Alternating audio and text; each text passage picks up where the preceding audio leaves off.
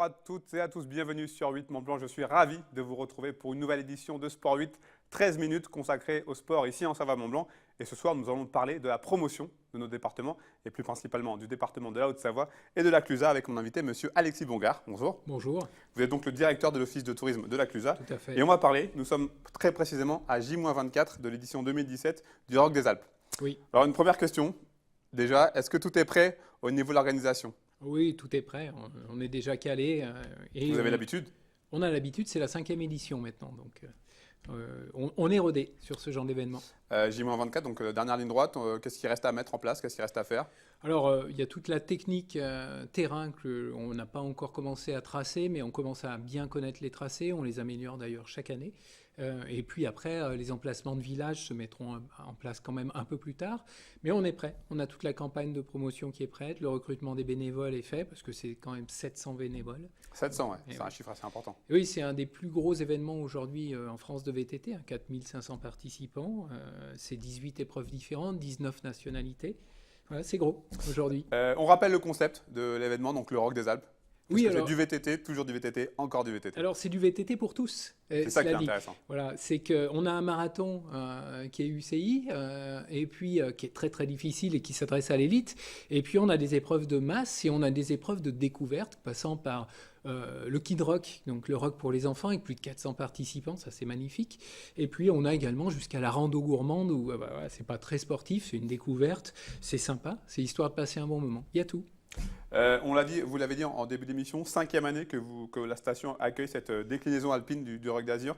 Qu'est-ce que ça représente pour votre station, le Rock des Alpes ? Alors, c'est très important parce que la station de la Clusaz, elle travaille son développement dans le vélo en général et dans le VTT un peu plus.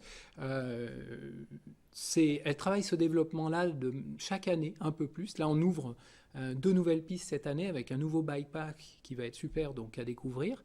Et puis, on a monté une marque qui s'appelle Le Domaine. D'ailleurs, à ce propos, j'ai amené une casquette du Domaine et je voulais vous l'offrir. Ah ouais, c'est très bien, voilà. Merci beaucoup.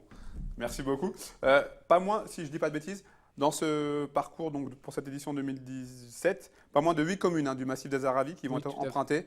C'est un mini-tour des Aravis en fait. Oui, c'est ça, mais on pourrait même aller plus loin. Aujourd'hui, on ne voit pas le Rock des Alpes comme un événement la Clusaz, on voit quelque chose qui va se dérouler dans les Aravis. En général.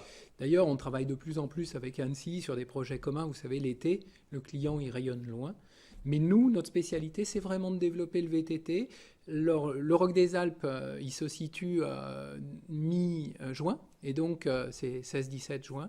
Et là, on va justement, on va pouvoir développer, lancer notre saison réellement, c'est l'ouverture. Et là, on va pouvoir promouvoir notre produit à travers cet événement-là. Une petite aparté avec du basket. Est-ce que vous suivez ? Est-ce que vous êtes intéressé au basket, Alexis ? Oui. Alors ici, on a une équipe ex-Maurienne Savoie Basket qui jouait son avenir en Pro B, donc la Pro B, la 2e division, ce vendredi soir à la Halle Marlioz, avec la réception de Charleville-Mézières. Les Savoyards, lanterne rouge au début de la rencontre, n'avaient plus leur destin en main. On regarde le reportage. 22h ce vendredi soir à la Halle Marlioz d'Aix-les-Bains. La sirène vient de retentir.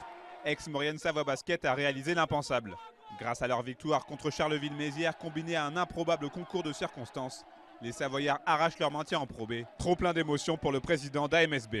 C'est une émotion terrible parce que on n'avait pas notre destin entre nos mains, il fallait d'abord gagner et puis attendre ce qui se passait ailleurs. Ce soir, on a vu une équipe qui a vraiment donné tout ce qu'elle pouvait et puis un énorme public. Franchement, ce soir, c'est fabuleux ce qui s'est passé dans l'Halle de Marlioz. Si cette pénible saison se termine par un bonheur immense pour Aix-Maurienne et ses supporters, on ne peut que regretter qu'il ait fallu attendre les tout derniers instants du championnat pour en arriver là. C'est en substance le message délivré par certains cadres du vestiaire.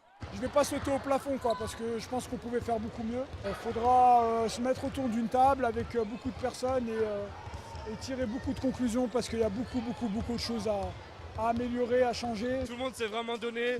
On a été irréprochable une semaine. On gagne on domine vraiment le match. C'est dommage, c'est très bien. Mais c'est dommage qu'on le fait, qu'on a eu ce déclic la dernière semaine.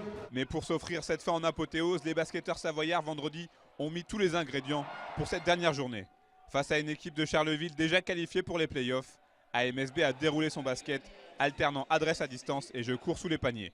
Après 10 minutes, l'écart est déjà conséquent, 28-14 pour Aix-Maurienne. Le deuxième quart-temps est plus compliqué pour les Aixois, notamment à cause de deux anciens Savoyards, Mokoné et Wilbert Brown, très en verve. Malgré tout, Aix-Maurienne est toujours devant à la mi-temps, 47-43. Dans le troisième quart, le collectif savoyard repart de plus belle pour recréer un écart assez important pour le plus grand bonheur du bouillant public de la Halle Marliose. La dernière période ne change en rien la physionomie du match. Aix-Maurienne Savoie Basket s'impose au final 83-71. Mission réussie pour le duo Guibert-Couvé. On a pris d'énormes risques, mais voilà, ce soir, moi, l'important c'est d'avoir réussi à gagner et d'être maintenu en Pro B. J'aurais mal vécu, je pense, de monter avec l'équipe N3, de finir premier et de faire une descente avec l'équipe Pro B. Il faudra surveiller de près les coulisses cet été, car l'intersaison sera à coup sûr déterminante pour Aix-Maurienne Savoie Basket, pour ne pas revivre l'an prochain une saison aussi crispante. Voilà pour cet exploit signé Aix-Maurienne. Aix-Maurienne que nous continuerons donc à suivre avec plaisir la saison prochaine en Pro B. Alexis, l'une des particularités du Rock des Alpes, c'est que les amateurs peuvent côtoyer les professionnels. Oui, tout à fait. Il y a pas mal de pros qui font cet événement. Donc, c'est l'élite. Eux, ils sont là pour gagner. Ils roulent très vite. Ils descendent très vite. Il y a plusieurs épreuves. Il y a les épreuves d'endurance. Il y a les épreuves mixtes un peu où il y a de la descente, de la montée. Il y a de l'enduro aussi, très intéressant en montagne. Donc, il y a vraiment un niveau de compétition élevé. Et puis, les amateurs sont là. Auprès d'eux, ils peuvent discuter avec eux. C'est des gens qui sont assez accessibles, d'ailleurs.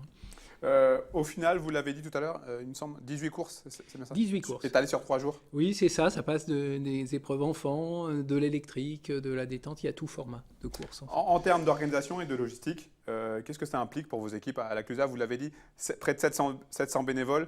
On imagine un boulot que à partir de quand on commence à s'y mettre?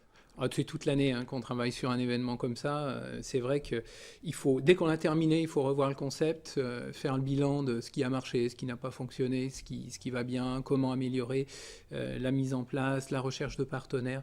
C'est tout le temps, ça ne s'arrête pas. Et puis après, on voit que la partie visible de l'iceberg, c'est-à-dire quand ça se réalise, la partie technique, la partie sur place, mais établir des plans de communication, aller chercher des partenaires, etc., trouver les autorisations, c'est toute l'année qu'on travaille dessus. D'un point de vue purement sportif, comment est-ce qu'on peut caractériser le parcours de ce Rock des Alpes? Alors, c'est quand même quelque chose qui est assez difficile, il faut y être préparé. C'est une épreuve de masse, donc il y a énormément de participants. On se souhaite cette année une belle météo. Parce que se rappelle l'année dernière, c'était un petit peu compliqué. Ouais. Un petit peu compliqué sur la fin. Ça joue forcément, une mauvaise météo, ça influe sur... Ça influe sur le nombre de participants et puis ça influe sur la technicité du parcours. C'est quand même moins technique quand il fait beau. Cette année, on va dire qu'il fera très beau. D'ailleurs, on a encore de la place pour les gens qui veulent s'inscrire et ils sont les bienvenus sur à peu près toutes les disciplines. Et puis, je pense que là, on va réussir une belle édition parce qu'on commence à être bien rodé. Et puis, la station a énormément évolué dans le VTT. On se rend compte que le VTT prend de plus d'importance dans les stations de ski. Donc, il y a chez vous, à la Clusa. On pense au G avec l'organisation du Crankworks à la mi-juin. Pourquoi c'est aussi important d'investir dans le VTT pour des stations de sport d'hiver? Parce que c'est un moyen d'avoir beaucoup de clients, de faire du développement. On investit beaucoup dans des pistes, dans des équipements. Donc on travaille le vélo électrique, le vélo en famille, le vélo plus sportif, le vélo plaisir. On travaille des tas de choses. Nous, on a maintenant 18 pistes. On a presque 150 km de pistes. On commence à avoir une offre qui est belle avec cette année une grosse progression. Ce nouveau bike park qui va être fantastique, qui va être mis en place. Donc on s'investit. C'est vraiment le moyen de garder nos clients, de leur proposer quelque chose d'autre et de pouvoir ouvrir un peu plus longtemps sur la saison d'été et de rentabiliser un peu mieux la saison d'été. Cette épreuve, le Rock des Alpes, on imagine que pour vous c'est le point d'orgue. Vous attendez quoi de cette édition 2017? De progresser encore sur la masse. Également d'avoir une épreuve très qualitative. On attend aussi que les clients qui y participent soient très satisfaits. Ils viennent maintenant de 19 pays, plus que l'Europe. Et on commence à être bien connus et on attend derrière de continuer aussi parce qu'on va continuer. Comment c'est arrivé à la Clusa, le Rock des Alpes? C'est un peu par connaissance, c'est-à-dire qu'on cherchait à mettre en place un gros événement VTT et on s'est dit que collaborer avec ASO, c'était un raccourci. Mais on n'a pas souligné, ASO qui organise le Tour de France, qui organise aussi ce Rock des Alpes. Donc ça... Et qui est une extension du Rock d'Azur, qui est le plus gros événement au monde de VTT. Un petit mot de floorball. La semaine dernière, à votre place, j'avais reçu les Russo Mendoza, Alejandro Etxuna, le président et un des joueurs. Et un mot pour vous dire, vous signalez malheureusement la défaite des Trolls d'Annecy ce samedi. C'était à Tourcoing en finale contre Wasquehal, 7-4. Pas de deuxième titre donc pour les Trolls, mais on les félicite néanmoins pour cette superbe saison. Pour les Trolls d'Annecy, on les retrouvera l'année prochaine. Avec un petit mot, on va parler aussi de football, puisque les championnats nationaux touchent à leur fin. Signalons en CFA la très belle 3e place du FC Annecy, promu, qui se classe 3e donc derrière Grenoble et Le Puy, mais devant la réserve de l'Olympique Lyonnais. Et aussi donc bravo aux hommes d'Elder Estaves. Et un mot de football avec le Chambéry Savoie Football en division d'honneur qui a succédé au SOC et qui lui va évoluer l'année prochaine en National 3, l'équivalent de la 5e division. Alexis, on approche de la fin. Cette épreuve, l'objectif, c'est quoi? C'est d'arriver peut-être un jour à quelque chose d'encore plus gros? Peut-être une épreuve de Coupe du Monde, on sait qu'il y en a eu en France. Est-ce que ça peut faire partie des objectifs pour une station comme la Clusa? Oui, ça peut faire partie des objectifs, effectivement. Mais surtout, l'objectif de l'épreuve, c'est de lancer la saison. C'est de dire, voilà, on est ouvert. Et voilà, vous pouvez découvrir nos produits VTT et vous pouvez les consommer durant tout l'été. Parce que ça contribue à faire marcher notre économie. Et c'est un peu un élément déclencheur, c'est un peu un signal de dire, bah, voyez, on est là. Et puis surtout, l'objectif, c'est la satisfaction. Ce que l'on veut, c'est que le client qui vient participer au RUC soit satisfait. Alors, grandir peut-être, mais surtout réussir l'événement et faire quelque chose de qualitatif. On rappelle les dates? Alors, c'est le 16-17 juin. Et on rappelle aussi que les inscriptions sont encore ouvertes. Hein, si oui, je dis pas tout de à bêtises. fait. Les inscriptions sont encore ouvertes. C'est 16, 17, 18. C'est 3 jours. Excusez-moi. Donc si vous souhaitez participer à ce Rock des Alpes, n'hésitez pas. On imagine sur le site internet, on peut trouver toutes les informations. Oui, tout à fait. Merci beaucoup Alexis. Et puis bon courage, bonne continuation. Et puis on espère que ça va bien se passer pour cette année 2017. Merci bien. Merci en tout cas. C'est fini pour cette semaine. On se retrouve la semaine prochaine justement. J'espère que cette émission vous a plu. Rendez-vous sur 8montblanc.fr pour voir au revoir sur le programme. On se quitte. Bonne semaine à tous. Bon sport. Bye bye.